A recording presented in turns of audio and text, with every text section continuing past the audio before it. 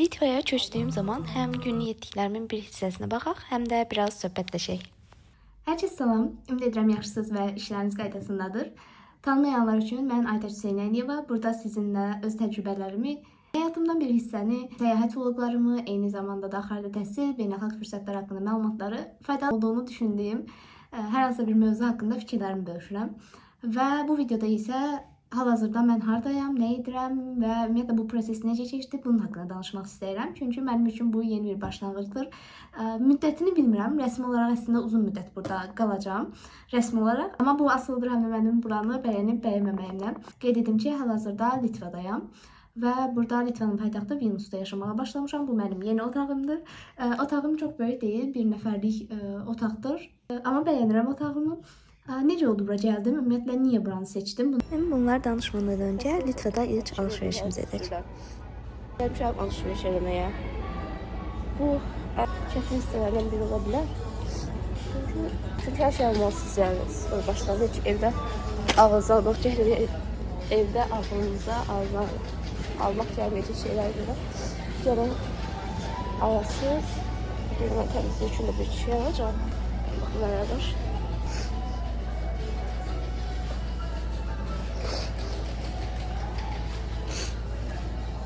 Çünki heç birisinin də təcrübəsini başa düşmədiyimiz üçün.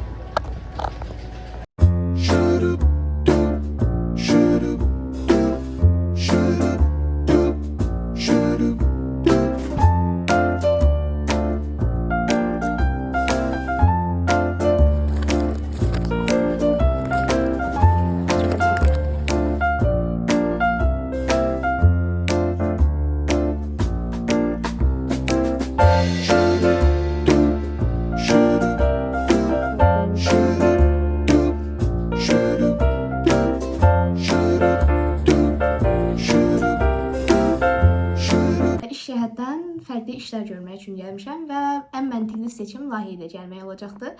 Əslində bir neçə ölkəyə müraciət etmişdim eyni müddətdə və 3 ölkədən, yəni bu Polşa idi, Almaniya idi və Litva idi. Bu ölkələrdən hansından qəbul gəlsə ona uyğun qərar verməyi düşünürdüm və üçündən də qəbul gəldi. Polşada Wrocławda idi layihə, Almaniyada Würzburgda idi, burada isə Vilniusda. Niyə bəs çox adam soruşur ki, kaş Almaniyanı seçərdin, Vilniusu seçməzdin? Əslində bu dönəmlər, seçim etdiyim dönəmlər biraz mənim üçün çətin dönəmlər idi. Çünki həm qərar verməkdə çətinlik keçirdim, artıq qurduğum müəyyən bir komfort zonam var idi, ondan çıxmaq çətin idi. Eyni zamanda uzun müddətlik, nə qədər mənim tez qayıtmaq şansım olsa da, uzun müddətlik ailəmdən, dostlarımdan uzaq qalmaq, qurduğum bir, o dediyim kimi artıq bir rutinlər var, onlardan uzaq olmaq və heç tanımadığım insanlarla birlikdə bir prosesə başlamaq qərarı bir müddət məni hətta depressiyaya salmışdı deyə bilərəm. Bunu deməyimin səbəbi nədir? Ümumiyyətlə xaricdə təhsil və yaxud da hər hansısa bir iş üçün getmək, hər hansısa bir şey üçün getmək qərarı rahat verilən bir qərar deyil həqiqətən də. İlk başlarda müraciət prosesində həyəcanla cavab gözləyirsən. Ümumiyyətlə o proses həyəcanlı olur. Yəni maraqlı gəlir, amma ta ki o qəbul gələnə qədər, qəbul gələndən sonra artıq hər şey ciddiləşir və sən qərar verməlisən ki, getmək istəyirsən, istəmirsən və ümumiyyətlə müsbətlərini fikirləşməlisən, mənfilərini fikirləşməlisən. Bu prosesdən necə daha rahat keçə bilərsən? Həqiqətən də rahat bir şey deyil. Çünki yəni heç tanımadığınız bir yerə gedirsiniz və orada ola bilər ki, heç özünüzə uyğun insanlar tapa bilmədiniz, danışmaq üçün, gəzmək üçün, tək qalmağı, yəni vaxtının əksəriyyətini tək keçirməyi sevən bir insansınızsa, bu zaman nisbətən daha rahat ola bilər.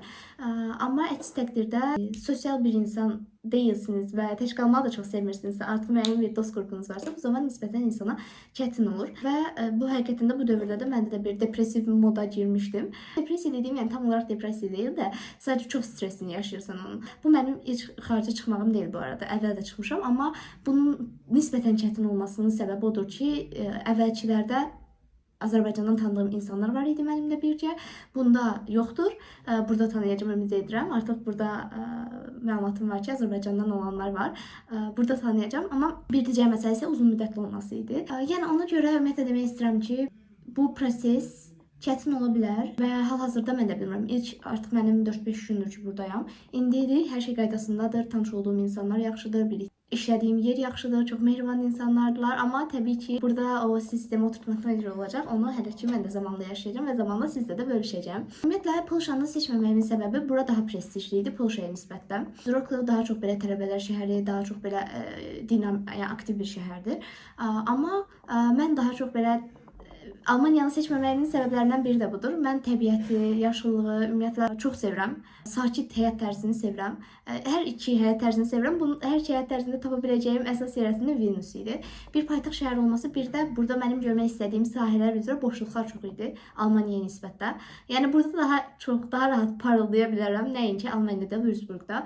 Würzburg da Almaniyanın böyük şəhərlərindən biridir. Amma həm onun soyuq ab-havası, həm də mən əslində nisbətən paytaxt şəhərlərdən birini istəyirdim ki, burada universitetlərlə gedib intervyular götürüm universitetlərdən, eyni zamanda yaxın ölkələrə rahatlıqla keçə bilim və məsafə baxımından, yəni məsələn indi rahatlıqla Polşaya, Estoniyaya, Latviyaya, digər ölkələrə. Nəticə olaraq həm də Vilnius daha mənə belə isti ruhu olan bir şəhər kimi gəlirdi. Ona görə də bir də əsas məsələ isə o dediyim işləri görmək üçün məsələsidir. Ona görə də qərar verdim ki, Vilniusu seçim və part-time olaraq işləyirəm. Part-time işim mənim üçün hal-hazırda çox rahatdır. Düzdür, hələ 2 dəfə getmişəm. Artıq növbəti dəfələrdə görəcəm. Amma yenə də əlavə part-time hissədə isə öz işlərimi görürəm. Təbii ki, bir şirkətim var. Yuxarıda təhsil üçün tələbələrim var. Onların proseslərini artıq viza məsələlərindəyik, son enrollment proseslərindəyik. Artıq müraciətlərimiz tamamlanıb və yeni tələbələr götürəcəm. Onunla bağlı işlər aparıram. Eyni zamanda işlərimi nisbətən daha belə bölüşdürmək üçün, öhdəliyi vermək üçün yeni bir hal-hazırda əməkdaş götürməyi planlaşdırıram. Onunla məşğulam ki, qəbul edim CV-ləri, ona uyğun bir qərar verməliyəm. Eyni zamanda digər bir biznesim var, bacımla başladığım. Onun proseslərini davam etdirirəm paralel olaraq və sosial medianı təbii ki, davamlı olaraq idarə etməyə çalışıram. Eyni zamanda uzun müddətdir YouTube-a video çəkmirdim. Buranı da həmçinin. Onlar artıq mənə müəyyən bir büdcə veriblər. Qeydiyyat kartı veriblər, 90 günlük və limitsiz, istədiyim kimi istifadə edə bilərəm. İlk gəldiyimiz müddətdə onun artıq mən yarısını xərcləmişəm demək olar ki. Bunun da səbəbi, məsələn, ev üçün lazım olan təmizlik əşyalar varsa onları almışam. Biraz əlavə, yəni sırf ehtiyac olan şeylər deyil.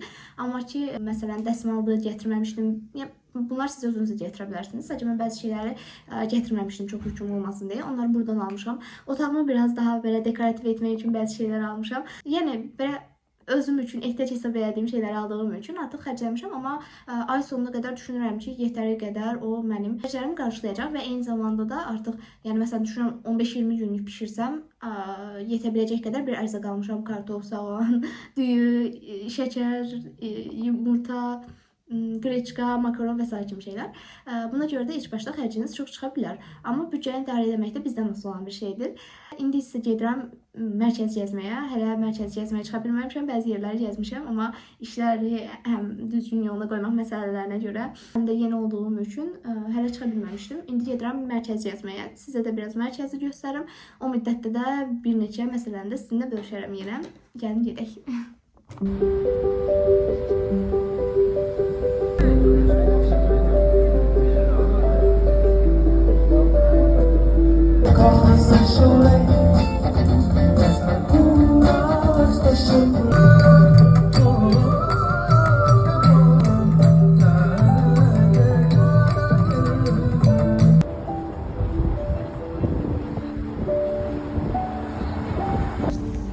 Gəlin bir neçə yeri sizə göstərim və birlikdə gedək. Amma buradan sizə çox daha detallı video paylaşmağı planlaşdırıram, çəkməyi planlaşdırıram.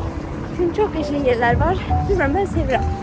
Hansısa bir şəhərin ruhunu hiss edə bilirəmsə, yaşanmışlıq hiss edə bilirəmsə həmin şəhərdə, sevirəm həmin yerləri. Ona görə də şəhər kimi deyil də memarlığı ya hər hansı bir dekorasiyaları ilə fərqlənən şəhərləri. Ona görə buranı sizə detallı şəkildə göstərmək istəyirəm. İndi bir neçə yerə baxaq.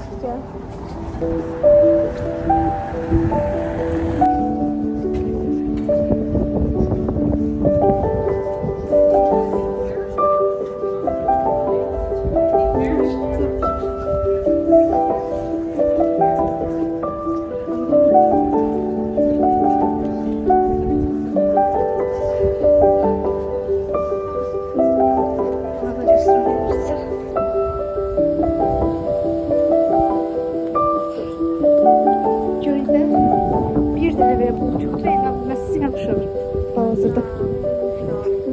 Şok.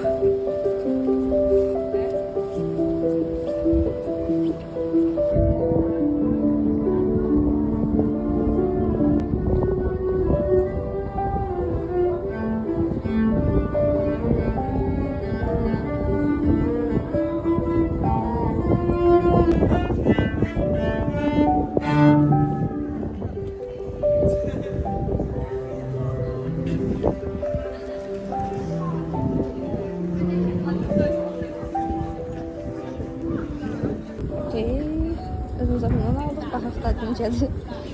Ətrafda göstərirsə. İndi isə gəldim. Həm biraz işləyim, həm də təbii ki, işləyəm. Olmaz. Sonra isə gedəcəm bir neçə evə alışveriş etməliyəm. Ərzaq alışverişi. Ondan sonra bugün işləmək istəmirəm. Çünki bugün yetər qədər işləmişəm. İndi işləyəcəm. Artıq yetərli olacaq. Sabah da ev günü böyük ehtimal ki, əgər çıxmasa ev günü elan edəcəm. Birisi üçün gəzinti planlaşdırıram şəhərdə. Maraqlı bir yerə tapaq planlaşdırıram. Və planlamalarımı edəcəm bazar günü.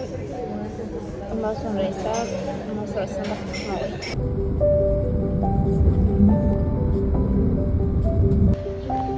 Alışveriş çantalarım. Bir dəfəlik bunlardan aldım ki, hər dəfə gedəndə elə bunları götürüm. Həm təbiəti qorumuş olar, tulantının qarşısını almış olar, həm də hər dəfə almayım salafan. İndi gedirəm evə artıq. Yaxınlaşıram, saat 6 olur uje, məzar. Ondan evdən çıxmışam. Amma sadəcə 20 dəqiqə işlə olmuşam. Sonra bizim həyat bir yerdə görsünüz, o tərəfdən mi gəlmişim? Məncə o tərəf getməliyəm. Hə, sonra getmişəm işləməyə. Biraz gəzəndən sonra öz işlərim yəni.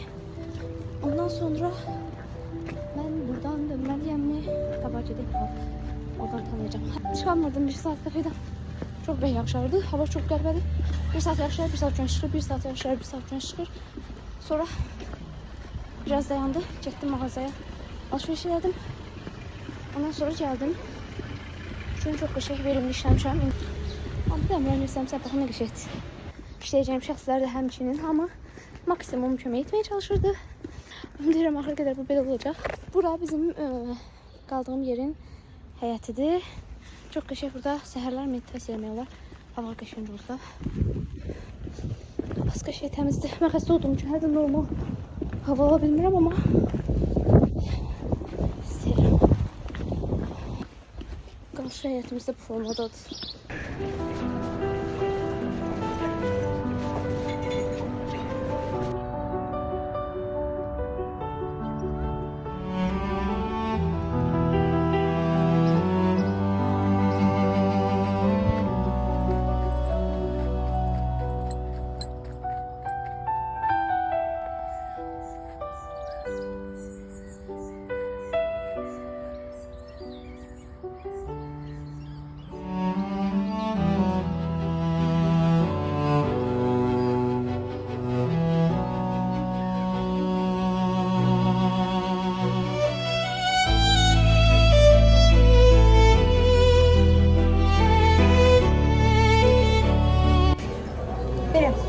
Edirəm ki, sizin üçün faydalı olur və bəyənirsiniz bu videoları. Növbəti videolarda görüşənəcək.